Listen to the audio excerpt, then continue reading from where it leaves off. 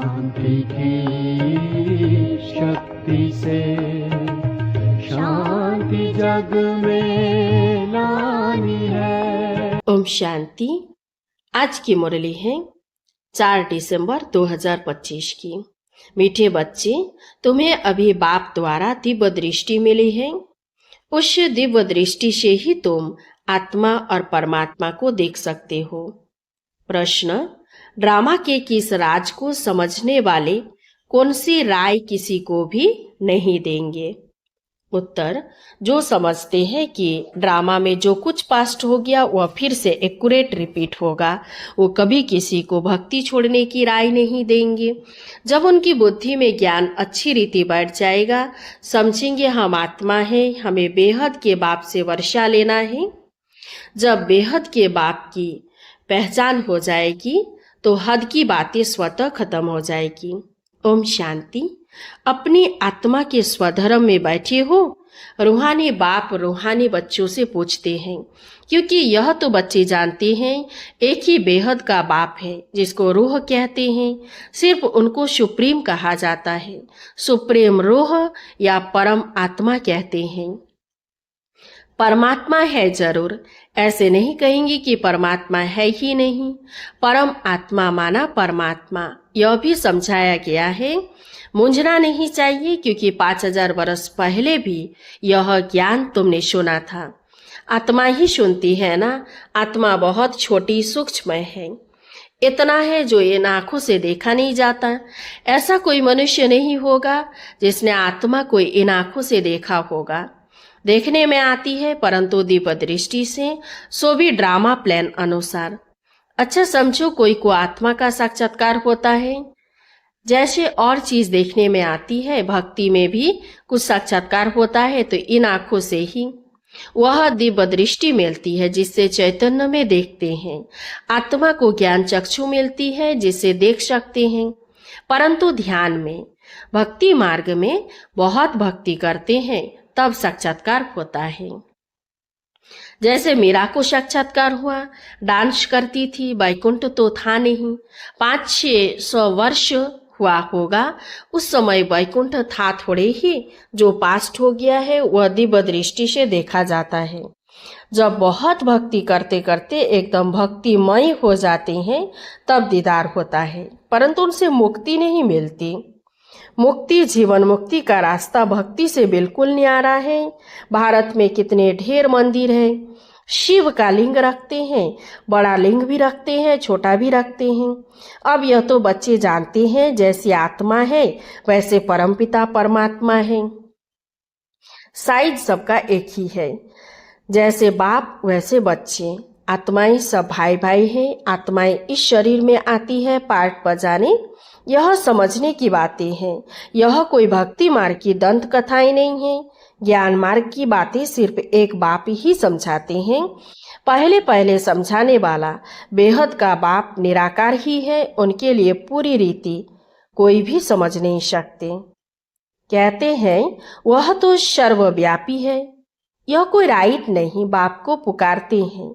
उनके लिए पूरी रीति कोई भी समझ नहीं सकते। कहते हैं वह तो सर्वव्यापी है। यह कोई राइट नहीं, बाप को पुकारते हैं, बहुत प्यार से बुलाते हैं। कहते हैं बाबा आप जब आएंगे तो आप पर हम वारी जाएंगे। मेरा तो आप दूसरा ना कोई। तो जरूर उनको याद करना पड़े। वह खुद भी कहते हैं बच्चों, आत्माओं से ही बात करते हैं। इसको रूहानी नॉलेज कहा जाता है। गाया भी जाता है आत्मा और परमात्मा अलग रहे बहुकाल।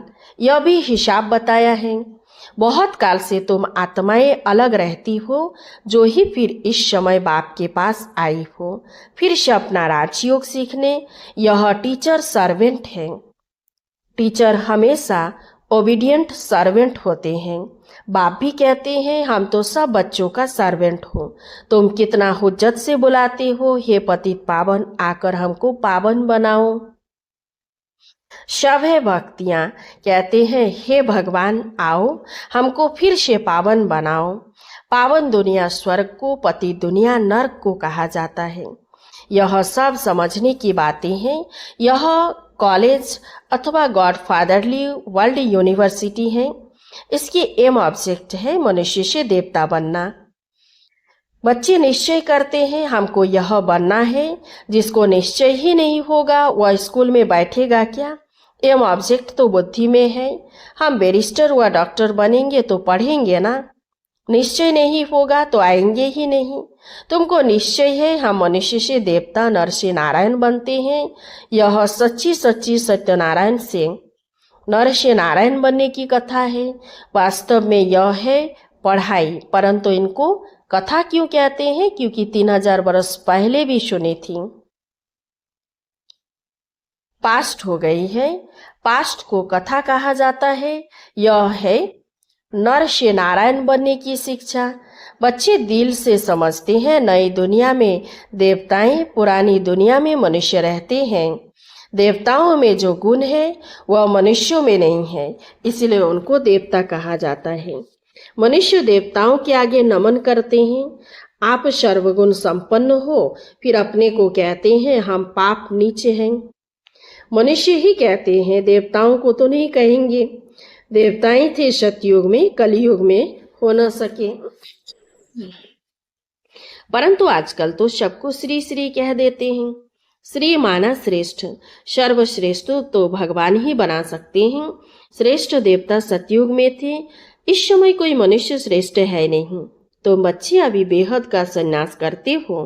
तुम जानते हो यह पुरानी दुनिया खत्म होने वाली है, इसलिए इन सबसे वैराग्य है। वह तो है हठयोगी सन्यासी, घर बार छोड़ने के लिए फिर आकर महलों में बैठे हैं। नहीं तो कुटिया पर कोई खर्चा थोड़ी ही लगता है, कुछ भी नहीं। एकांत के लिए कुटिया में बैठना होता है, न कि महलों में। बाबा की भी कुटिया बनी हुई है, कुटिया में सब सुख है। अभी तुम बच्चों को पुरुषार्थ कर मनुष्य से देवता बनना है। तुम जानते हो ड्रामा में जो कुछ पास्ट हो गया है वह फिर से एक्यूरेट रिपीट होगा। इसलिए किसी को भी कोई ऐसी राय नहीं देनी है कि भक्ति छोड़ो। जब ज्ञान बुद्धि में आ जाएगा तो समझेंगे हम आत्मा है। हमको अब तो बेहद के बाप से वर्षा लेना है। बेहद के बाप की जब पहचान होती है तो फिर हद की बातें खत्म हो जाती है। बाप कहते हैं गृहस्थ व्यवहार में रहते सिर्फ बुद्धि का योग बाप से लगाना है। शरीर निर्वाह के लिए कर्म भी करना है। जैसे भक्ति में भी कोई कोई बहुत नोधा भक्ति करते हैं, नियम से रोज जाकर दर्शन करते हैं। देहधारियों के पास जाना वह सब है जिस्मानी यात्रा। भक्ति मार्ग में कितने धक्के खाने पड़ते हैं, यहाँ कुछ भी धक्का नहीं खाना है। आते हैं तो समझाने के लिए बिठाया जाता है, बाकी याद के लिए कोई एक जगह बैठ नहीं जाना है। भक्ति मार्ग में कोई श्री कृष्ण का भक्त होता है तो ऐसे नहीं चलते फिरते श्री कृष्ण को याद नहीं कर सकते। इसीलिए जो पढ़े लिखे मनुष्य होते हैं कहते हैं श्री कृष्ण का चित्र घर में रखा है, फिर तो मंदिरों में क्यों जाते हो? श्री कृष्ण के चित्र की पूजा तुम कहाँ भी करो। अच्छा चित्र न रखो, याद करते रहो। एक बार चीज देखी तो फिर वह याद रहती है। तुमको भी यही कहते हैं शिव बाबा को तुम घर बैठे याद नहीं कर सकते हो। यह तो है नई बात। शिव बाबा को कोई भी जानते नहीं, नाम रूप देश काल को जानते ही नहीं। कह देते सर्वव्यापी है। आत्मा को परमात्मा तो नहीं कहा जाता है। आत्मा को बाप की याद आती है, परंतु बाप को जानते नहीं तो समझाना पड़े 7 रोज। फिर रोजगारी पॉइंट्स भी समझाई जाती है। बाप ज्ञान का सागर है ना, कितने समय से सुनते आए हो, क्योंकि नॉलेज है ना। समझते हो हमको मनुष्य से देवता बनने की नॉलेज मिलती है। बाप कहते हैं तुमको नई नई गुह्य बातें सुनाते हैं। मुरली तुमको नहीं मिलती है तो तुम कितना चिल्लाते हो। बाप कहते हैं तुम बाप को तो याद करो। मुरली पढ़ते हो फिर भी भूल जाते हो। पहले पहले तो यह याद करना है मैं आत्मा हूँ, इतनी छोटी बिंदी हूँ। आत्मा को भी जानना है। कहते हैं इनकी आत्मा निकल गए, दूसरे में प्रवेश किया। हम आत्मा ही जन्म लेते लेते अब पतित अपवित्र बने हैं। पहले तुम पवित्र गृहस्थ धर्म के थे, लक्ष्मी नारायण दोनों पवित्र थे। फिर दोनों ही अपवित्र बने। फिर दोनों पवित्र होते हैं तो क्या अपवित्र से पवित्र बने या पवित्र जन्म लिया? बाप बट समझाते हैं कैसे तुम पवित्र थे, फिर वाम मार्ग में जाने से अपवित्र बने हो। पुजारी को अपवित्र, पूज्य को पवित्र कहते हैं। सारे वर्ल्ड की हिस्ट्री, ज्योग्राफी तुम्हारी बुद्धि में है। कौन कौन राज्य करते थे, कैसे उनको राज्य मिला, यह तुम जानते हो और कोई नहीं जो जानता हो। तुम्हारे पास भी आगे यह नॉलेज रचता रचना के आदि मध्य अंत की नहीं थी। गोया नास्तिक थे, नहीं जानते थे। नास्तिक बनने से कितना दुखी बन जाते हैं। अब तुम यहाँ आए हो यह देवता बनने, वहाँ कितने सुख होंगे। देवी गुण भी यहाँ धारण करने हैं। प्रजापिता ब्रह्मा की औलाद भाई बहन ठहरे ना। क्रिमिनल दृष्टि जानी नहीं चाहिए, इसमें है मेहनत। आंखें बड़ी क्रिमिनल है, सब अंगों से क्रिमिनल है आंखें। आधा कल्प क्रिमिनल, आधा कल्प सिविल रहती है। सतयुग में क्रिमिनल नहीं रहती है। आंखें क्रिमिनल है तो असुर कहलाते हैं। बाप खुद कहते हैं मैं पतित दुनिया में आता हूँ।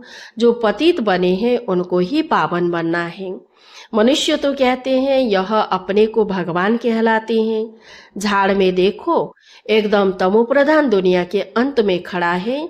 वे ही फिर तपस्या कर रहे हैं। सतयुग से लक्ष्मी नारायण की डिनास्टी चलती है। संवत भी इन लक्ष्मी नारायण से गिना जाएगा। इसलिए बाबा कहते हैं लक्ष्मी नारायण का राज्य दिखाते हो तो लिखो। इससे वर्ष 50 वर्ष के बाद रहता। शास्त्रों में फिर लाखों वर्ष लिख दिए हैं। रात दिन का फर्क हो गया ना। ब्रह्मा की रात आधा कल्प, ब्रह्मा का दिन आधा कल्प। यह बातें बाप ही समझाते हैं। फिर भी कहते हैं मीठे बच्चे, अपने को आत्मा समझो, बाप को याद करो। उनको याद करते करते तुम पावन बन जाएंगे। फिर अंतमति सोगति हो जाएगी। बाबा ऐसे नहीं कहते हैं यहाँ बैठ जाओ। सर्विसेबल बच्चों को तो बिठाएंगे नहीं। सेंटर्स, म्यूजियम आदि खोलते रहते हैं। कितने को निमंत्रण बांटते हैं, आकर गॉडली बर्थ राइट, विश्व की बादशाही लो। तुम बाप के बच्चे हो, बाप है स्वर्ग का रचयिता, तो तुमको भी स्वर्ग का वर्षा होना चाहिए। बाप कहते हैं मैं एक ही बार स्वर्ग की स्थापना करने आता हूँ। एक ही दुनिया है जिनका चक्र फिरता रहता है। मनुष्यों की तो अनेक मतें, अनेक बातें हैं। मत मतांतर कितने हैं, इसको कहा जाता है अद्वैत मत। झाड़ कितना बड़ा है, कितनी टाल टालियां निकलती हैं, कितने धर्म फैल रहे हैं। पहले तो एक मत, एक राज्य था, सारे विश्व पर इनका राज्य था। यह भी अभी तुमको मालूम पड़ा है। हम ही सारे विश्व के मालिक थे। फिर 84 जन्म भोग कंगाल बने हैं। अभी तुम काल पर जीत पाते हो।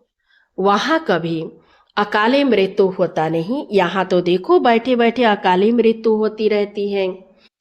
चारों तरफ मौत ही मौत है। वहाँ ऐसे नहीं होता, पूरी एज लाइफ चलती है। भारत में प्योरिटी, पीस, प्रॉस्पेरिटी थी।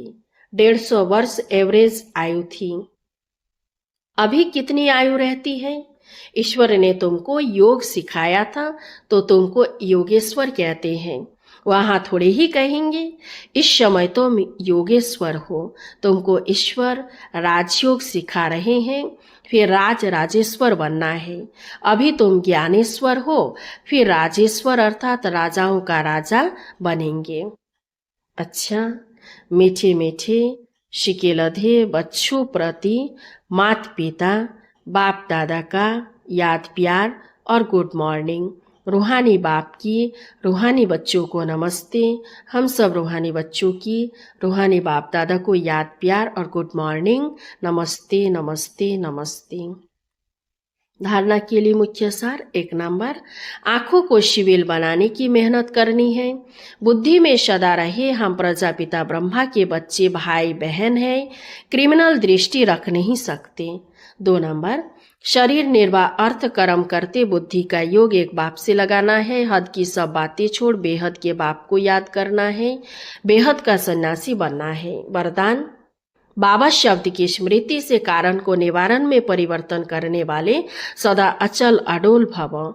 कोई भी परिस्थिति जो भल हलचल वाली हो, लेकिन बाबा कहा और अचल बने। जब परिस्थितियों के चिंतन में चले जाते हो तो मुश्किल का अनुभव होता है। अगर कारण के बजाय निवारण में चले जाओ तो कारण ही निवारण बन जाए, क्योंकि मास्टर सर्वशक्तिमान ब्राह्मणों के आगे परिस्थितियां चिट्ठी समान भी नहीं। सिर्फ क्या हुआ, क्यों हुआ, यह सोचने के बजाय जो हुआ उसमें कल्याण भरा हुआ है, सेवा समाई हुई है। भल रूप सर्कमस्टांस का हो, लेकिन समाई सेवा है। इस रूप से देखेंगे तो सदा अचल अडोल रहेंगे। स्लोगन: एक बाप के प्रभाव में रहने वाले किसी भी आत्मा के प्रभाव में आ नहीं सकते। अव्यक्त इशारे: अब संपन्न व कर्मातीत बनने की धुन लगाओ। कर्मातीत स्थिति को प्राप्त करने के लिए सदा साक्षी बन कार्य करो। साक्षी अर्थात सदा न्यारी और प्यारी स्थिति में रह कर्म करने वाली अलौकिक आत्मा हूँ। अलौकिक अनुभूति करने वाली, अलौकिक जीवन, श्रेष्ठ जीवन वाली आत्मा हूँ। यह नशा रहे। कर्म करते यही अभ्यास बढ़ाते रहो तो कर्मातीत स्थिति को प्राप्त कर लेंगे। अच्छा, ओम शांति। इस चैनल को सब्सक्राइब कीजिए, लाइक कीजिए, कमेंट कीजिए और शेयर कीजिए।